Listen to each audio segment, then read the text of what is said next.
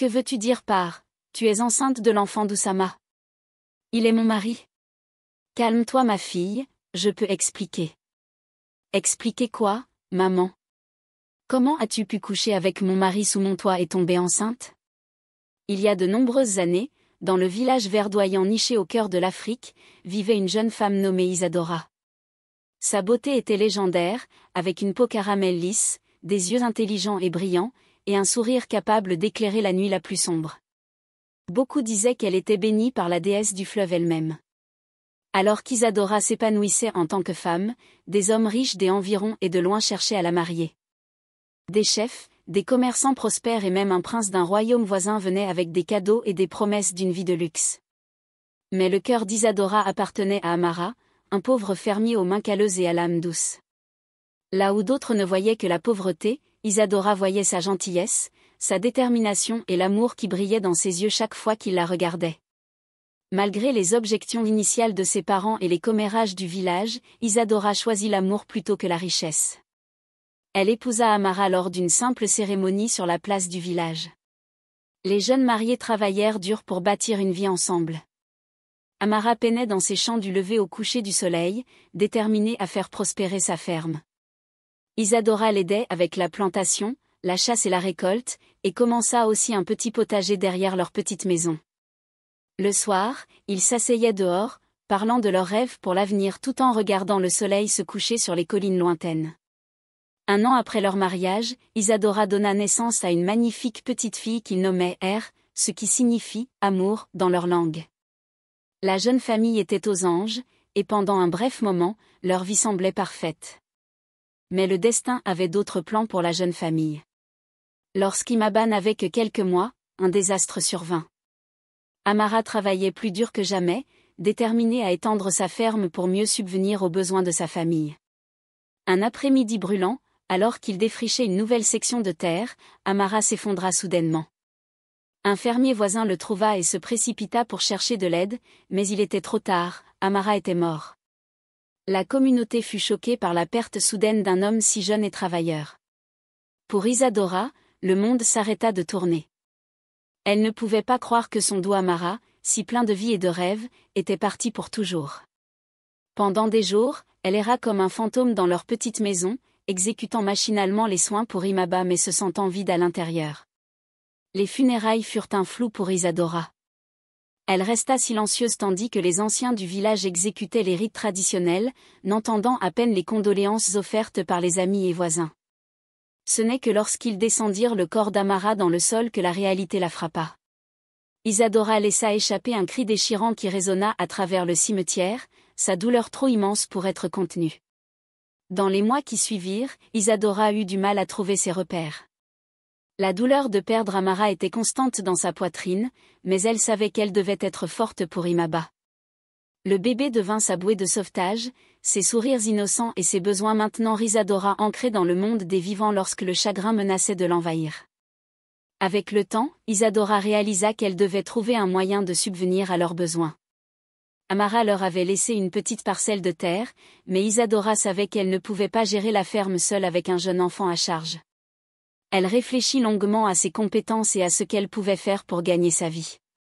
Isadora avait toujours été une cuisinière talentueuse, connue dans le village pour ses soupes délicieuses et son riz jollof parfaitement épicé. Encouragée par quelques amis proches, elle décida de démarrer une petite entreprise de restauration. Au début, elle vendait des repas depuis chez elle, offrant le déjeuner aux fermiers et commerçants travaillant à proximité. La réputation des plats délicieux d'Isadora se répandit rapidement. Bientôt, des gens vinrent d'autres parties du village rien que pour goûter sa cuisine. Isadora se levait avant l'aube pour commencer à préparer les repas de la journée, sa petite Imaba attachée dans son dos pendant qu'elle travaillait. C'était épuisant, mais Isadora trouvait un sens à son travail et était fière de pouvoir subvenir aux besoins de sa fille. À mesure que son entreprise grandissait, la confiance d'Isadora revenait. La jeune veuve autrefois courbée par le chagrin se transformait lentement en une femme forte et déterminée. Elle économisait chaque franc supplémentaire, rêvant du jour où elle pourrait ouvrir un véritable restaurant au centre du village. Les années passèrent, et les efforts d'Isadora furent récompensés. Lorsqu'Imaba commença l'école primaire, Isadora avait économisé assez pour louer une petite boutique dans le marché animé du village. Elle en fit un restaurant accueillant avec quelques tables et des bancs où les gens pouvaient s'asseoir et déguster leurs repas. Le restaurant fut un succès instantané. Des femmes du marché aux commerçants de passage, tout le monde s'accordait à dire que le restaurant d'Isadora était le meilleur endroit pour manger dans le village. On disait que sa soupe poivrée pouvait guérir n'importe quel mal et que son igname pilé était si lisse qu'il fondait dans la bouche. Isadora travaillait sans relâche, souvent du lever au coucher du soleil, pour répondre à la demande et s'assurer que chaque client repartait satisfait. À mesure que l'entreprise d'Isadora prospérait, il en allait de même pour Imaba. La petite fille grandit en une enfant brillante et curieuse, avec les yeux doux de son père et la détermination de sa mère. Isadora veillait à ce que, malgré leurs moyens modestes, Imaba ait tout ce dont elle avait besoin. Elle payait des leçons supplémentaires pour compléter l'éducation de l'école du village et encourageait l'amour de sa fille pour la lecture en achetant des livres d'occasion dès qu'elle le pouvait. Avec le nouveau succès d'Isadora, l'intérêt des prétendants se renouvela. Des hommes du village commencèrent à remarquer à nouveau Isadora. Malgré le fait qu'elle soit veuve avec un enfant, la beauté d'Isadora n'avait pas diminué, et son succès la rendait attrayante pour le mariage. Mais Isadora refusa tous les prétendants, choisissant de se concentrer entièrement sur sa fille et son entreprise. L'amour qu'elle avait partagé avec Amara vivait toujours dans son cœur, et elle ne pouvait imaginer donner cet espace à quelqu'un d'autre. De plus, elle craignait l'impact qu'un nouveau mariage pourrait avoir sur Imaba. Isadora mit donc tout son amour et son énergie à élever sa fille et à développer son entreprise. Lorsqu'Imaba entra dans son adolescence, elle commença à aider sa mère au restaurant après l'école et les week-ends. Elle avait hérité du talent culinaire d'Isadora et de la facilité de son père avec les gens. Les clients adoraient le sourire éclatant et l'esprit vif de la jeune fille. Isadora regardait avec fierté sa fille s'épanouir, voyant en elle le meilleur de ce qu'elle-même et Amara avaient été.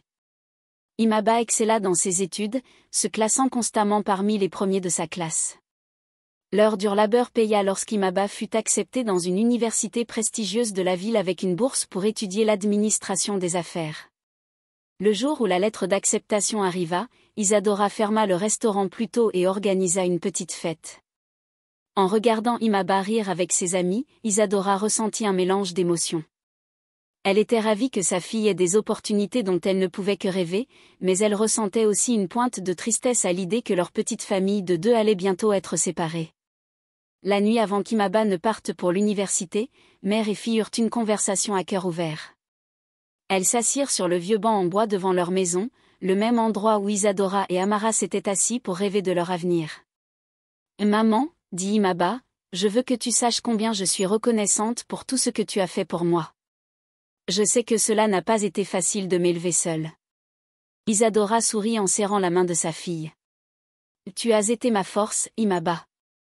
Tout ce que j'ai fait, c'était pour toi. » Imaba hésita un moment avant de continuer. « J'ai réfléchi, maman. Je suis grande maintenant, tu n'as plus besoin de t'inquiéter pour moi tout le temps. Qu'en est-il de ton propre bonheur? As-tu déjà pensé à trouver l'amour à nouveau? » Isadora fut surprise par les mots de sa fille. Elle n'avait pas pensé à son propre bonheur distinct de celui d'Imaba depuis des années. L'idée d'ouvrir à nouveau son cœur était à la fois effrayante et intrigante. « Je ne sais pas, mon enfant. Cela fait si longtemps, et ton père, papa, voudrait que tu sois heureuse, » dit Imaba doucement. « Tu es encore jeune, maman. Tu mérites l'amour et la compagnie. » En réfléchissant aux paroles de sa fille, Isadora réalisa qu'Imaba était devenue une jeune femme sage et compatissante. Cela la remplissait de fierté, mais la rendait aussi très consciente des changements à venir dans leur vie. Le lendemain, Isadora accompagna Imaba au parc automobile où elle prendrait le bus pour la ville. En s'embrassant pour se dire au revoir, toutes deux essayant de retenir leurs larmes, Isadora chuchota, « Tu me rends fière chaque jour, mon amour. Va et conquiert le monde. » Après le départ d'Imaba, Isadora se jeta dans son travail pour combattre la solitude. Elle étendit son entreprise en engageant plus de personnel pour aider en cuisine et au service. Elle commença même à offrir des services de traiteur pour les événements dans le village et les villes voisines. L'échoppe devint plus qu'un simple endroit pour manger, c'était un lieu de rassemblement pour la communauté, où les gens venaient partager des nouvelles, célébrer et trouver du réconfort dans la bonne nourriture et la compagnie. Lors d'une des visites d'Imaba à la maison pendant les vacances scolaires, elle rencontra un jeune homme charmant à l'échoppe de sa mère. Il se présenta comme Oussama, un chauffeur aimable qui l'aidait avec les courses au marché et les livraisons. Imaba et Oussama se lièrent rapidement d'amitié, discutant facilement de la vie en ville. Lorsque vint le moment pour Imaba de retourner à l'école, Oussama se proposa de la conduire. Au cours des années suivantes, il devint un visiteur fréquent pour Imaba à l'université. Il lui apportait des repas faits maison de la cuisine d'Isadora, des colis de soins remplis de ses collations préférées et de petits cadeaux qu'il ramassait lors de ses voyages en tant que chauffeur. Leur amitié s'épanouit lentement en amour. Peu après la remise de diplôme d'Imaba, Oussama proposa de se marier.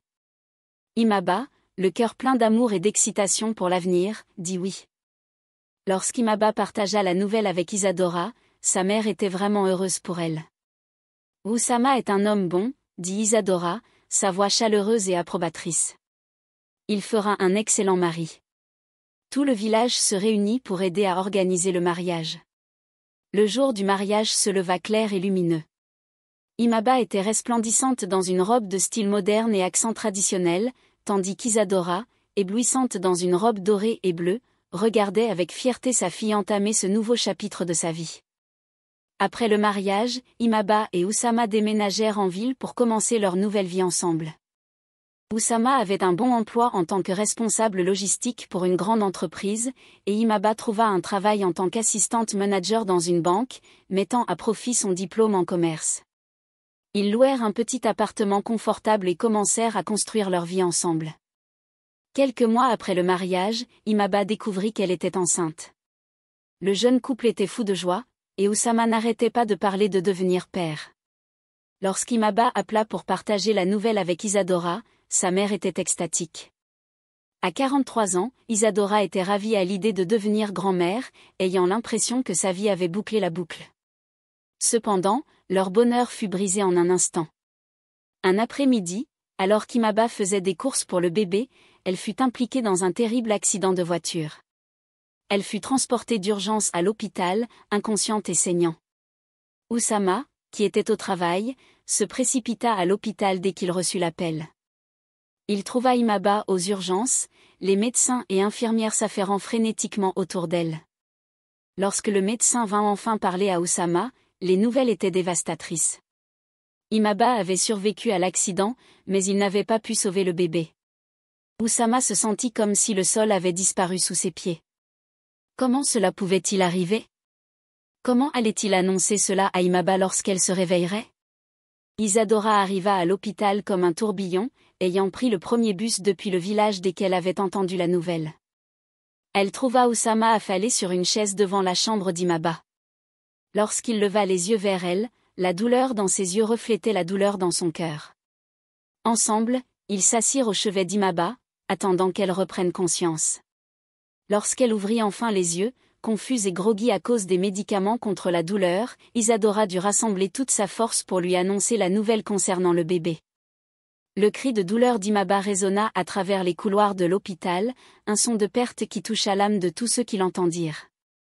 Les jours qui suivirent furent incroyablement difficiles, mais le pire était encore à venir. Le jour de sa sortie de l'hôpital, les médecins informèrent Imaba que l'accident avait causé des dommages sévères à son utérus et qu'elle pourrait ne jamais pouvoir porter un enfant à nouveau. Cette nouvelle plongea Imaba dans une profonde dépression. Elle se retira de tout le monde, y compris d'Oussama et d'Isadora. Elle passait des jours au lit à pleurer et à se demander pourquoi cela lui était arrivé. Ses rêves de maternité, de fonder une famille avec Oussama, semblaient brisés au-delà de toute réparation. Elle passait des heures à fixer le mur, des larmes silencieuses coulant sur son visage. Oussama faisait de son mieux pour la réconforter, mais lui aussi luttait avec la perte de leur enfant à naître. Isadora décida de rester en ville pour aider à s'occuper de sa fille. Elle prit en charge les tâches ménagères, la cuisine, le nettoyage et tenta de convaincre Imaba de manger. Isadora regardait impuissante sa fille sombrer de plus en plus dans le désespoir. Elle essayait tout ce qu'elle pouvait pour remonter le moral d'Imaba, cuisiner ses plats préférés, raconter des histoires de son enfance, essayer de l'intéresser à de petits projets autour de la maison. Mais rien ne semblait fonctionner. Les semaines se transformèrent en mois, et Imaba ne montrait aucun signe d'amélioration. C'est lors d'un examen de routine à l'hôpital qu'une lueur apparut. Une infirmière au grand cœur, remarquant l'état de désespoir d'Imaba, lui donna un flyer pour un groupe de soutien pour les personnes confrontées à la perte et aux moments difficiles. Le groupe se réunissait chaque semaine dans un centre communautaire voisin et se concentrait sur la guérison par la foi et le soutien mutuel. Au début, Imaba était réticente à y aller. À quoi bon, se demandait-elle. Après mûre réflexion, elle décida de tenter le coup. Pour la première fois depuis l'accident, elle se retrouva dans une pièce pleine de personnes qui comprenaient vraiment sa douleur. Il y avait d'autres personnes qui avaient perdu des enfants, des femmes luttant contre l'infertilité et des gens qui avaient fait face à des pertes dévastatrices de toutes sortes. Le groupe de soutien aida Imaba à se sentir moins seule. Imaba commença à assister régulièrement aux réunions du groupe de soutien. Elle partait tôt le matin et revenait le soir, souvent avec un petit sourire sur le visage. Alors qu'Imaba allait mieux, une nouvelle complication surgit. Un soir, Imaba rentra à la maison et trouva Isadora et Oussama l'attendant dans le salon. « Imaba, nous devons parler », nerveusement disait Isadora. « Je suis enceinte. » Imaba était d'abord confuse. Elle avait remarqué le ventre proéminent de sa mère récemment, mais n'y avait jamais vraiment prêté attention. Puis Isadora ajouta, « Oussama est le père. » La pièce devint silencieuse tandis qu'Imaba essayait de comprendre ce qu'elle venait d'entendre. Elle regarda sa mère, puis son mari. Quand Imaba trouva enfin sa voix, elle dit, « Que veux-tu dire par « Tu es enceinte de l'enfant d'Oussama » ? Il est mon mari. Calme-toi, ma fille, je peux expliquer.